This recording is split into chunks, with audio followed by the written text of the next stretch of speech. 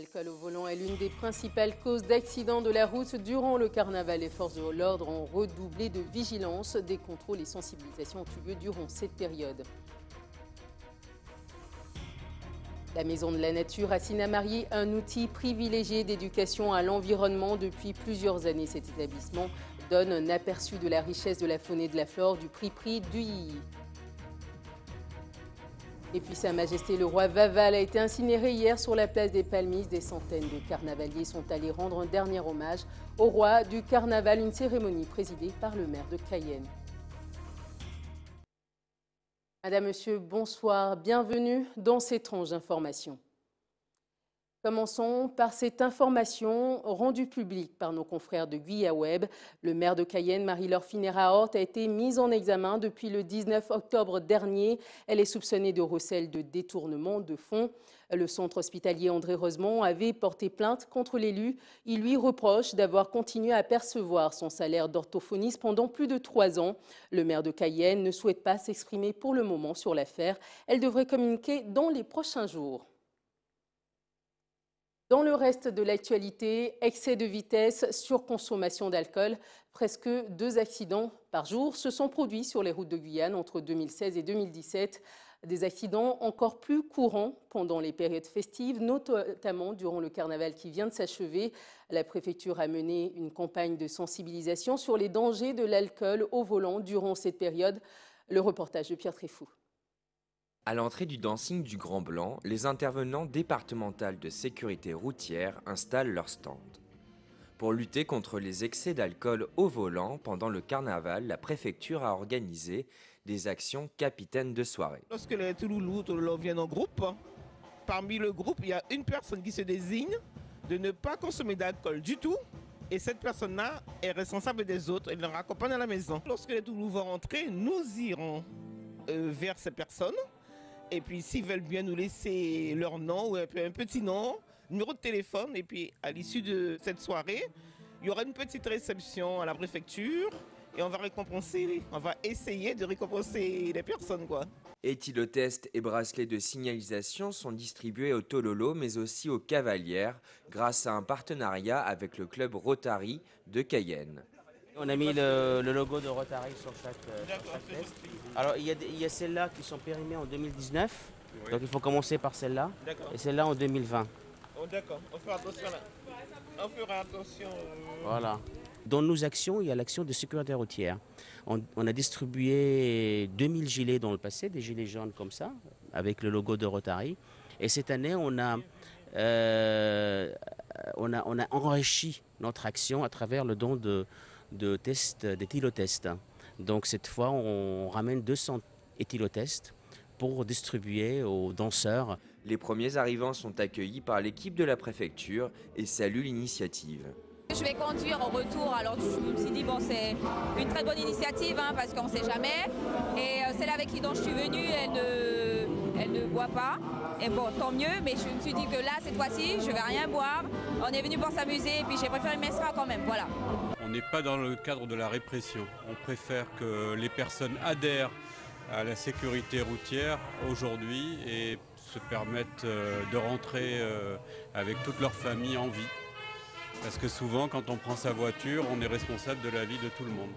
L'année dernière, durant la même période, c'est une moyenne de 3 accidents par jour qui ont eu lieu en Guyane.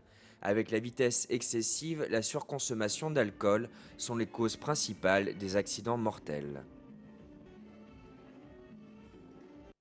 C'est une procédure de normalisation réclamée depuis longtemps par les marins-pêcheurs. La mission de validation des acquis de l'expérience pour la pêche est déroulée entre le 16 et le 26 janvier. 172 professionnels ont validé leurs acquis par des brevets de capitaine, de matelot ou de mécanicien.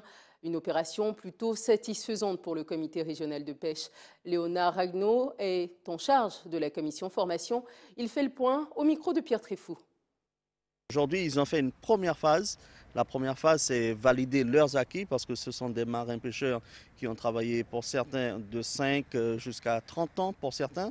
Donc c'était une opportunité pour eux de valoriser ce savoir-faire qu'ils ont acquis pendant de nombreuses années et ça a été entériné par une VAE. Donc c'est un titre provisoire qu'ils ont reçu Et il faut vraiment confirmer ce titre par 2 formations obligatoires dans les écoles de formation maritime. Il y a une seule structure qui dispense ces formations en Guyane et l'ensemble de la filière s'est adhéré à AGFOS PME pour pouvoir être aidé financièrement pour payer ces formations très onéreuses. Il faut savoir qu'aujourd'hui, il faut compter à peu près 3 000 € quand même par marin et on a un potentiel de 550 marins à former en Guyane. L'État, nous-mêmes et l'AGFOS PME et d'autres partenaires, avec l'ACTG, nous sommes en train de travailler ensemble sur un plan de formation pluriannuel. Donc plusieurs points sont proposés, notamment éventuellement la possibilité d'avoir recours à des formations ou des formateurs externes éventuellement qui pourraient éventuellement venir sur Cayenne, mais toutes les étapes sont à étudier. Restons dans le secteur de la pêche et pour cela, rendons-nous en Guadeloupe. Le niveau de vigilance en mer est revenu au vert. Mais avant ce retour au calme, les professionnels de la mer ont dû composer avec une météo particulièrement dégradée. Comment vivent-ils ces périodes très agitées ? Anne-Elisabeth Artsen s'est rendue à Saint-François à la rencontre des marins-pêcheurs. Vous le verrez, c'est un métier qui ne s'improvise pas.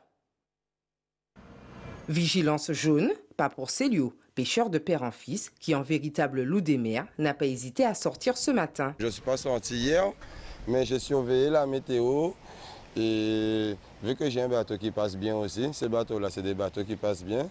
Alors du coup, j'ai tenté et j'ai vu que ça passait, les conditions sont réunies.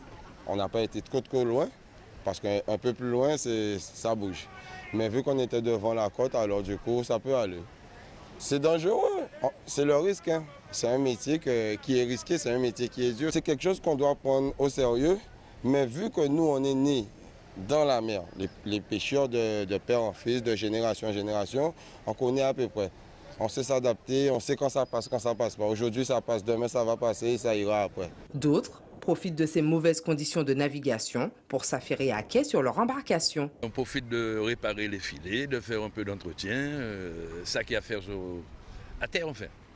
On a toujours du boulot. Étant donné que je fais la pêche au filet, étant donné que la grosse roule qu'ils ont donnée, c'est pas la peine quand même d'aller les mettre pour rien. Donc voilà, on fait de l'entretien, on met le bateau à jour parce qu'on a travaillé pendant quelques semaines, quelques mois assez durement avec le lambi. Et c'est de saison, on est habitué. Hein. C'est le moment pour nous de faire de l'entretien, de vérifier que le bateau soit opérationnel dès qu'on va pouvoir repartir. On prépare tout ce qu'il y a à préparer. On répare les bateaux, on répare le treuil, on prépare les casiers. Voilà quoi, on attend le beau temps.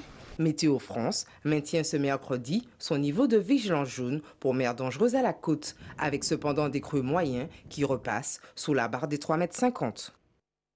Le baccalauréat va bientôt changer de formule. L'examen bicentenaire devrait faire peau neuve d'ici 2021. Jean-Michel Blanquer, le ministre de l'Éducation nationale, l'a annoncé hier. Des changements de taille tels que la suppression des filières, des partiels semestriels, mais aussi une nouvelle épreuve orale. Demain, le ministre devrait également annoncer les modalités de la refonte du baccalauréat technologique. Que pense le syndicat enseignant SUNSA de ces réformes? Les détails au micro de Jonathan Lariot. Sincèrement, c'est encore beaucoup trop tôt pour se prononcer sur sa déclinaison locale. Nous préférons encore attendre. Tout le travail se fait au niveau national en ce moment. Le SUNSA fait partie des négociations pour faire en sorte que cette réforme soit cohérente, qu'il y ait un véritable accompagnement à la fois des élèves mais aussi des enseignants. Parce que nous avons l'épreuve du grand oral, par exemple, il va falloir travailler cette compétence de l'argumentaire, du positionnement de l'élève. Et donc, on aura besoin d'un accompagnement des enseignants. On aura besoin aussi que soit reconnue cette charge que va provoquer l'organisation des épreuves ponctuelles durant les 2 années, première et terminale, parce qu'il y a 40% de l'épreuve du bac qui sera donc évaluée sous forme de contrôle continu, et ça va faire l'objet d'une organisation extrêmement importante au niveau donc de l'enseignement.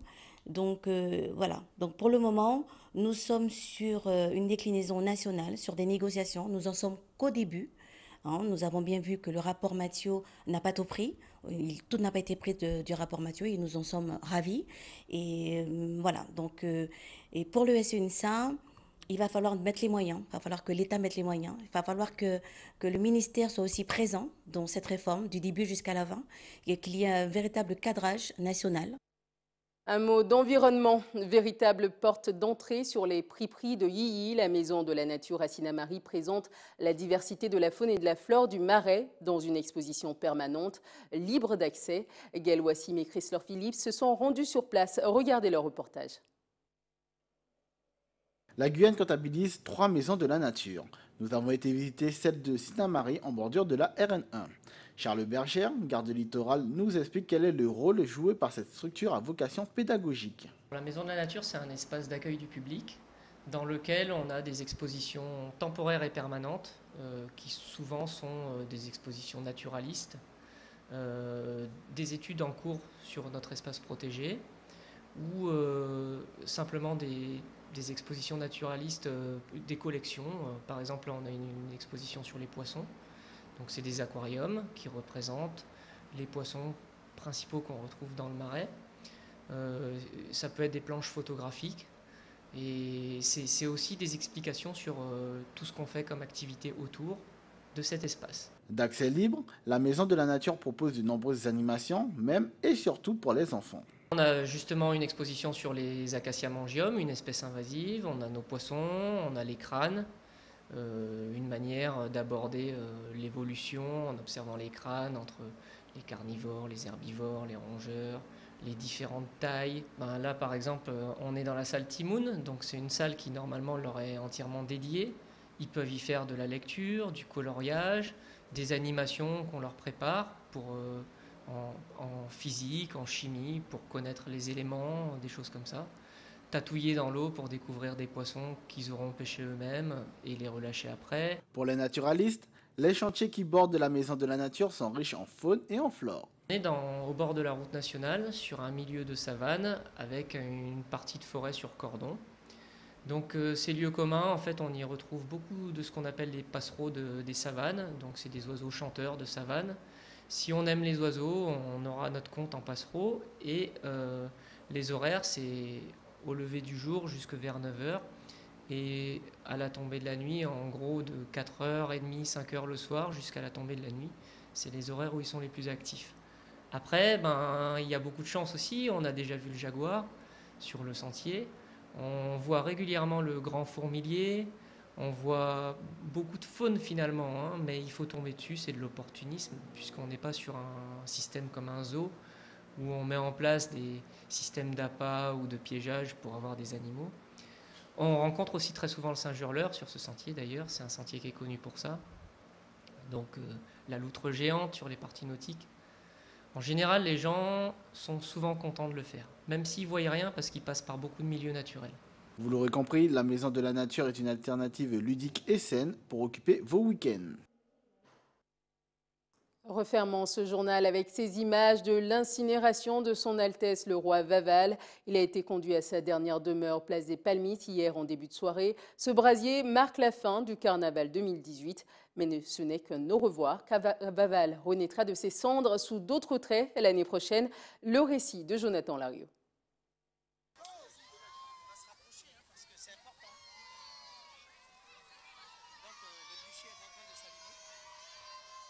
Un feu mémorable qui met fin au règne de Vaval, roi du carnaval. Il est 17h sur l'avenue Léopold-Lédère de Cayenne. Le corps du souverain tombé est exposé au public, dans une dernière parade funéraire. Vaval, c'est un chaud lapin. Il va dans toutes les soirées, il est partout, il va dans toutes les communes. Et à un moment donné, le cœur ne tient pas. Vous savez, un homme constitué, un Vaval dûment constitué, en principe, il devrait résister. Mais là, il ne peut plus résister. Au bout de 4 semaines d'intensité carnavalesque, ça a lâché. Oui, c'est dur de vivre ce moment-là. Et écoutez, on pense quand même que l'année prochaine, ça sera encore mieux. Un moment dur à vivre pour la reine et le prince du carnaval, inconsolable durant tout le trajet. Il faut y aller, ma reine, il faut y aller, il faut supporter, il faut y aller. C'est triste parce que c'est beaucoup d'amusement, c'est quand même une période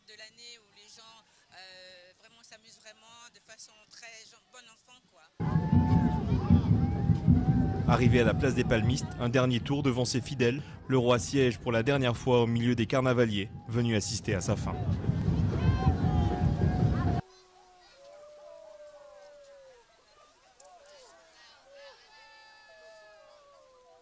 Il a été à la hauteur, mais malheureusement, il s'est fait couillonner par les Touloulous et il avait vraiment maigri à la fin. On n'y peut rien, on peut que passer par là. C'est dur quand même de vivre ce moment encore? Très très dur, mais il faut faire avec. Pour cette saison, ça a été intense, court et intense. Sa Majesté Vaval n'est plus, dans les flammes son règne s'achève. Pourtant, selon la légende au milieu de ce brasier, ses cendres récoltées lui redonneront vie l'année prochaine, pour une nouvelle saison du carnaval guyanais.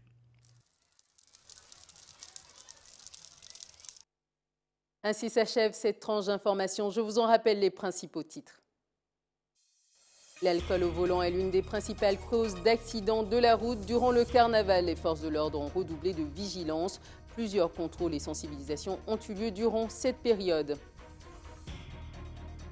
La Maison de la Nature à Sinnamary, un outil privilégié d'éducation à l'environnement. Depuis plusieurs années, cet établissement donne un aperçu de la richesse de la faune et de la flore du Prix de Yilli. Nous en parlions. Et puis Sa Majesté, le roi Vaval, a été incinéré hier sur la place des Palmistes. Des centaines de carnavaliers sont allés rendre un dernier hommage au roi du carnaval. Une cérémonie présidée par le maire de Cayenne. Merci de nous avoir suivis. Prochain point de l'actualité dans quelques instants avec nos confrères de BFM TV. Très bonne soirée sur la TV Guyane.